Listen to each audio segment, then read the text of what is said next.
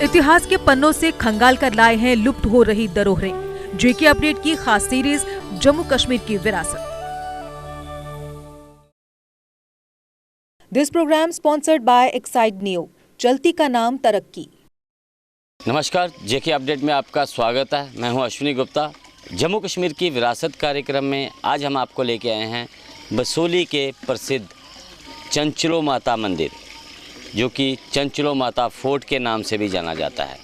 बसोली से करीब 3 किलोमीटर की दूरी पर ये जो मंदिर स्थित है, एक पहाड़ी नुमा टीले पर बिल्कुल चोटी पे स्थित है।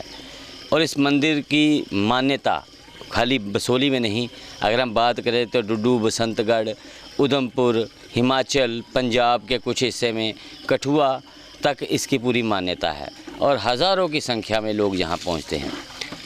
आफ्टर ऑल क्या कारण है, क्या वजह है जो इतनी आस्था है चंचलो माता को लेके लोगों में? आइए चलते हैं और जानते हैं क्या है माँ का इतिहास।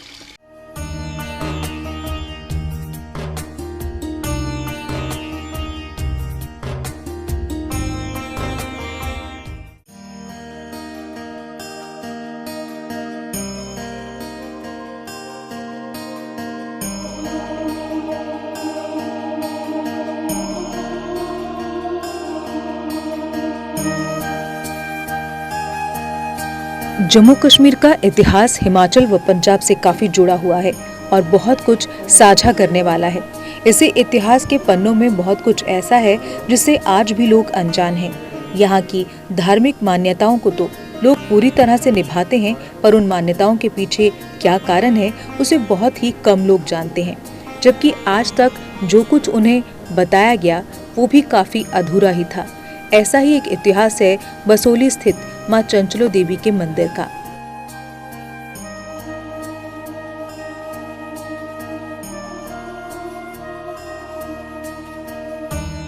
कहते हैं कि पाल वंश राजा काफी शौकीन राजा थे और वो अपनी प्रजा और दरबारियों का मनोरंजन करने के लिए अक्सर नृत्य प्रतियोगिताओं का आयोजन करवाते और उनमें जीतने वाले नर्तकियों को मुंह मांगा इनाम दिया करते थे। ऐसी एक प्रतियोगिता का आयोजन हुआ जिसमें चंचलो नाम की एक नर्तकी ने बेहद सुंदर नृत्य पेश किया। ये नर्तकी मन ही मन में राजा के बेटे को प्रेम करती थी। राजा इस नर्तकी के नृत्य से बेहद प्रभावित हुए और राजा ने उससे मुंह मांगा इनाम मांगने को कहा। इस पर नर्तकी ने कहा कि राजन, अगर आप मुझे कोई पुरस्कार देना चाहते हैं तो मेरा विवाह राजकुमार से करवा दें। ये सुनकर राजा सन्न हो गया, पर बात वचन निभाने की थी तो उसने चंचलो के समक्ष मन में कपट लेकर एक अनूठी शर्त रख दी।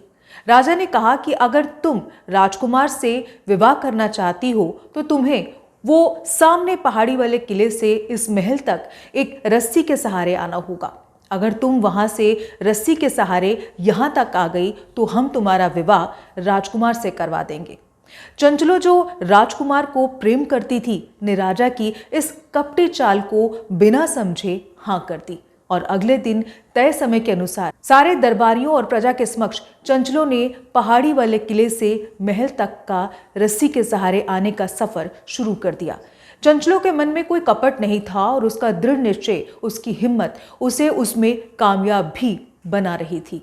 ये देख राजा के चेहरे का रंग उड़ रहा था। जैसे ही चंचलो महल के करीब पहुंचने वाली थी तो राजा ने बिना कुछ सोचे समझे अपनी तलवार से रस्सी को काट दिया, जिससे चंचलो गहरी खाई में जा गिरी और उसके गिरते ही उस खाई से एक चीख के बाद एक आवाज आई जिसमें चंचलो बोली कि राजन, तुमने मेरे साथ दगा किया है। अब मेरा प्रकोप तुम्हारा पूरा वंश झेलेगा। तेरे वंश में पैदा होने वाली हर संतान पैदा होते ही मर जाएगी। लेकिन राजा ने इसकी परवाह नहीं की। कुछ समय के बाद राजा के संतान पैदा हुई तो उसकी मौत हो गई। फिर उसके बाद राजकुमार जब राजा बने तो उसकी भी जितनी संतानें पैदा हुई वह भी पैदा होते ही मर गई। राज परिवार से जुड़े हर व्यक्ति की संतान पैदा होते ही मरने लगी। ऐसे में राजा ने फिर कई विद्वान पंडितों को बुलाया और उनसे इस प्रकोप से निजात दिलाने को कहा। इस पर विद्वानों ने कहा कि जिस नर्तकी के साथ राजा ने छल किया था वो देवी स्वरूप थी। ऐसे में अब उस देवी की प्राण प्रतिष्ठा करके ही उसे मनाना होगा।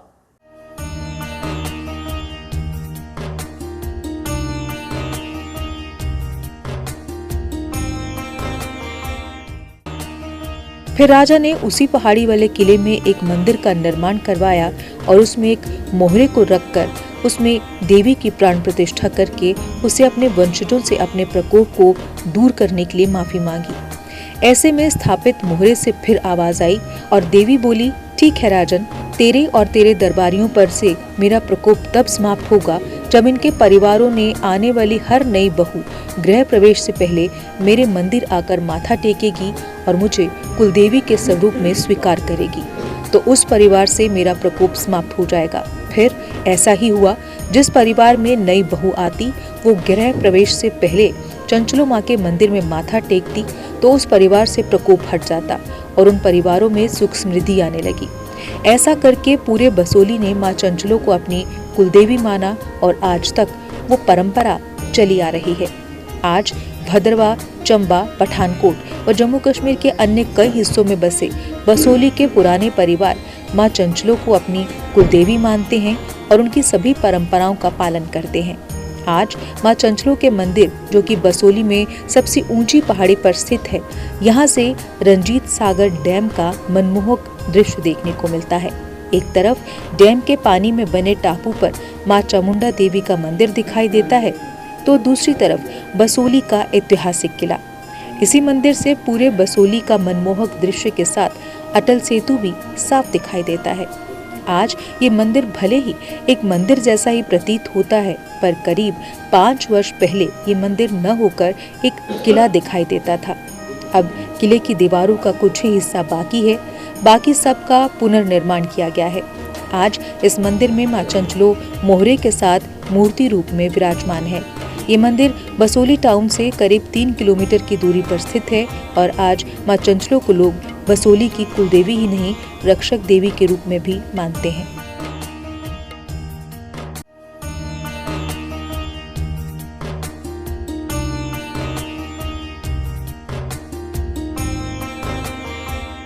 तो अब हम चंचलो माता किला के इतिहास के बारे में जानते हैं और मेरे साथ यहाँ पर मौजूद हैं शिव कुमार पादा जी, जो कि वरिष्ठ पत्रकार होने के साथ साथ इसी मंदिर के पुजारी भी हैं।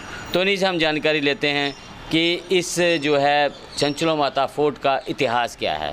तो पादा साहब बताएं कि क्या इतिहास है इसका। चंचलो माता फोर्ट जो है ये एक किला है जो कि अक्सर राजा लोग हैं वो अपनी हिफाजत के लिए बनाते रहते थे। उनमें से एक किला है ये चंचलो माता का फोर्ट। एक्चुअली ये फोर्ट है, किला है, इसके अंदर माता का मंदिर जो है वो स्थित है, जिस माता का नाम है चंचलो माता। ये सभी लोगों की कुलदेवी है और इसके इर्द गिर्द district Kangra, district Chamba, district Bhadarwah, district Kathua और डिस्ट्रिक्ट पठानकोट के काफ़ी लोगों की ये कुलदेवी है। तो इस मंदिर के वजूद में आने का एक कारण है कि बसोली के राजा काफ़ी लोग शौकीन भी थे और हर प्रकार से वो हर कला में निपुण थे। तो जैसे कि जहाँ एक रंग महल था, शीश महल था, तो अपने उसका मनोरंजन करने के लिए, अपने दरबारियों का, अपनी फैमिली का मनोरंजन करने के लिए आए दिन जहाँ रंग महल के बीच प्रतियोगिताएँ वो जो हैं वो की जाती थी, नाचने वाले की, रकासाओं की, नर्तकियों की। तो एक रोज़ किसी नर्तकी ने बहुत ही अच्छा वहाँ एक नृत्य पेश किया जो कि सारे लोग देख के दंग रह गए। तो वहाँ के राजा जो थे हमारे इसी के थे, अपने पाल डायनेस्टी के, तो उन्होंने कहा कि नर्तकी से कि तूने बहुत ही अच्छा नृत्य किया, तो अपने लिए कोई इनाम मांगना चाहिए तो मांग। तो उस लड़की की नज़र पहले से ही एक राजकुमार के ऊपर थी। उन्होंने कहा, राजा अगर तुम मेरा कोई मुझे पारितोषिक देना भी चाहते हो तो ये दे दो कि ये जो राजकुमार है मैं इसके साथ शादी करना चाहती हूँ। राजा अपना वचन दे बैठा। जब राजा ने देखा कि मैं तो वचन दे बैठा हूँ, लेकिन उसने एक शर्त रख दी। वो शर्त ये थी कि उस किले से लेकर राज का जो महल है, जहाँ तक एक रस्सा लगाया जाएगा जिसके सहारे चाहे चल के चाहे लटक के वो जहाँ तक अगर पहुँच जाएगी तो उसकी शादी जो है उससे कर दी जाएगी। तो राजा ने देखा कि वो लड़की, उसमें एक जुनून था और वो उस लड़के के साथ, शहजादे के साथ बहुत प्यार करती थी। वो जब वहाँ से आती आती महल के बिल्कुल नज़दीक पहुँची तो उन्होंने देखा कि ऐसा ना हो कि जहाँ आकर ये सफल हो जाए तो मुझे अपने इस शहजादे की, इस प्रिंस की जो शादियाँ करना पड़े। तो उसने बीच में ही उसके साथ दगाबाजी की, द्रोह किया और बीच में उसका रस्सा जो था काट दिया। रस्सा काटने के साथ वो धड़ाम से नीचे नाले में गिरी, और जब वो नीचे गिरी तो उसने ज़ोर से चीख चलाई और कहा कि राजा, तूने मेरे साथ द्रोह किया है, विश्वासघात किया है, तो जा, तेरे पूरे वंशजों का नाश हो जाएगा, तेरे बच्चे छोटी उम्र में ही मरना शुरू हो जाएंगे। जब उन्होंने देखा कि महल के बीच कोई भी जो बच्चा था वो 6-7 साल की उम्र में तक नहीं पहुंचता था, या फिर पैदा होते ही मर जाता था, या कई ऐसे राजा हुए जो अपनी जवानी में इंतकाल करके, तो उन्होंने बड़े बड़े पंडितों को बुलाया और वहाँ उन्होंने कहा कि इस देवी की प्राण प्रतिष्ठा जो है भी की जाए। वो वहाँ इस किले के अंदर प्राण प्रतिष्ठा की गई और उसका नाम जो था वो चंचलो देवी रखा गया। तो चंचलो उस लड़की का एक्चुअल नाम था। और ये लड़की थी, ये जो माता थी, इसने कहा था कि मेरे मंदिर में जो यहाँ के लोग हैं जो मुझे अपनी माता समझते हैं, जब भी उनके घर में कोई उनकी नई बहू आएगी तो वो अपने घर में जाने से, प्रवेश करने से पहले मेरे मंदिर में प्रवेश करेगी, मुझसे वरदान लेकर, मुझसे आशीर्वाद लेकर ही वो अपने घर में जा सकती है, अन्यथा अनर्थ हो जाएगा। तब से ये हमारे लोगों की एक कुल देवी बनी हुई है। लोग इसको पूजते हैं, हर साल हज़ारों लोग जो हैं वो इसके दर्शन करने के लिए आते हैं।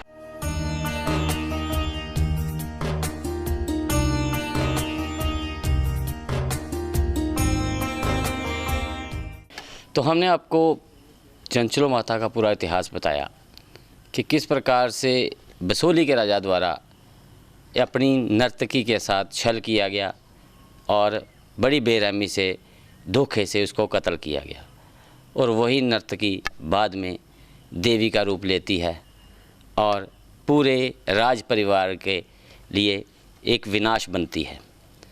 फिर बहुत से पंडितों, विद्वानों को बुलाया गया, उन्होंने बताया कि किस प्रकार से उस नर्तकी का जो प्रकोप है वो राज परिवार पे है, और उसे मनाने के लिए फिर उसे मनाया गया। और यहाँ पर जो किला था, ये जो आज यहाँ पर किले के कुछ ही अवशेष बाकी हैं, इसी किले के अंदर उस देवी, जो कि हम बात करें उस नर्तकी का नाम जो चंचलो था, लेकिन जब उसने देवी का रूप लिया तो माता चंचलो की यहाँ पर मूर्ति आज स्थापित की गई।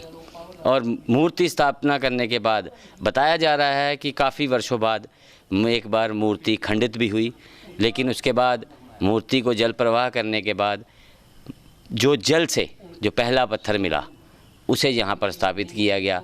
आज जो आप मूर्ति यहाँ पर देख रहे हैं वो बाद में कई वर्षों बाद स्थापित की गई। तो ये पूरा इतिहास है किस प्रकार से हमारे राजा महाराजाओं ने बहुत से अन्याय भी किए हैं। तो ये जो चंचलो माँ की कहानी है उसी अन्याय का एक अध्याय है जहाँ बसोली के राजा द्वारा किया गया। तो अब हम अपने कार्यक्रम को यहीं पे विराम देते हैं, फिर मिलेंगे एक और विरासत के साथ। तब तक के लिए मुझे अश्विनी गुप्ता को, कैमरामैन शम्मी थापा के साथ दें इजाज़त। आप जुड़े रहें जेके अपडेट के साथ।